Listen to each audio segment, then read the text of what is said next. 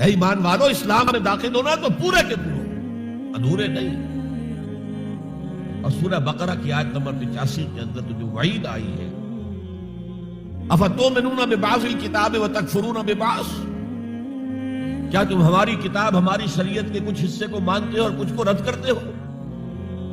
فما جزاء من يفعل ذلك منكم، تو جو کوئی بھی تم میں سے یہ روش اختیار کریں گے ان کی کوئی سزا اس کے سوا نہیں ہے، کان کھول کر سنیے، ان کی کوئی سزا اس کے سوا نہیں ہے کہ دنیا میں ذلیل و خوار کر دیے جائیں اور قیامت کے دن یردون الی اشد العذاب، شدید ترین عذاب میں جھونک دیے جائیں۔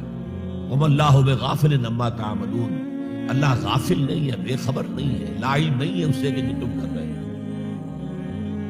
تم اپنی داڑھیوں کے طول سے اللہ کو دھوکہ نہیں دے سکتے،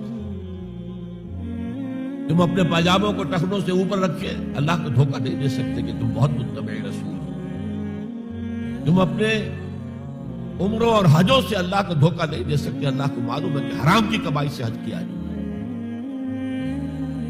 حرام کی کمائی سے عمرہ کیا جائے۔ تو یہ جو جزوی اطاعت ہے کوئی اطاعت نہیں، اللہ کو قبول نہیں۔ آدمی سوچتا ہے کہ چلیے میں نے یہ کام اچھے کیے، یہ برے کیے، مجھے اچھے کاموں کا کچھ کریڈٹ بھی تو ملنا چاہیے نا، لیکن نہیں، اللہ کہتا ہے جزوی اطاعت منہ پر نہیں ماری جائے۔ اور جو دنیا کی سزا ہے وہ تو ہم اپنی آنکھوں سے دیکھ رہے ہیں، 130 140 یا 150 کروڑ مسلمان دنیا میں، ذرا اندازہ کیجیے۔ لیکن ہماری رائے کی کوئی اہمیت ہے؟ بین الاقوامی معاملات میں کوئی ہم سے مشورہ لیتا ہے کہ آپ کا کیا خیال ہے؟ کس نمی پرست کے بھیا کیستی، ایسے بھی ملک تھے کہنا چاہیے، اب تو ان کا حال پتلا ہے، دولت کے انبار تھے ان کے پاس، لیکن ان کا مذاق اڑتا تھا مغربی ممالک، وہ چاہے سعودی بادشاہ ہو اور چاہے وہ UAE کے امیر ہو، مذاق ہی اڑتا تھا، کوئی حیثیت۔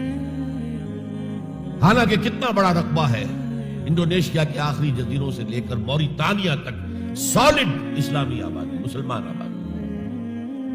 آپ کہیں گے کہ یہ بھارت جو ہے اس میں تو اکثریت تو نہیں ہے، لیکن 15 کروڑ یا 18 کروڑ تو آدمی یہاں موجود ہیں، لیکن کوئی عزت، کوئی حیثیت دنیاوی بین الاقوامی سطح۔ بہرحال یہاں بھی ہے لوگ، کھاتے پیتے لوگ ہیں، ان کی اپنی کچھ عزت ہے اپنے معاشرے کے اندر، لیکن بحیثیت امت، بحیثیت قوم کیا حیثیت ہماری؟ تو الا خزی فی الحیات دنیا، وہ تو ہماری نگاہوں کے سامنے موجود ہے۔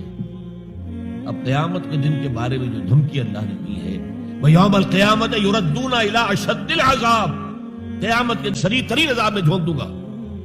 اس پر اللہ سے معافی طلب کی جا سکتی ہے، دعا ہی کی جا سکتی ہے، اللہ ہم پر رحم فرمائیے۔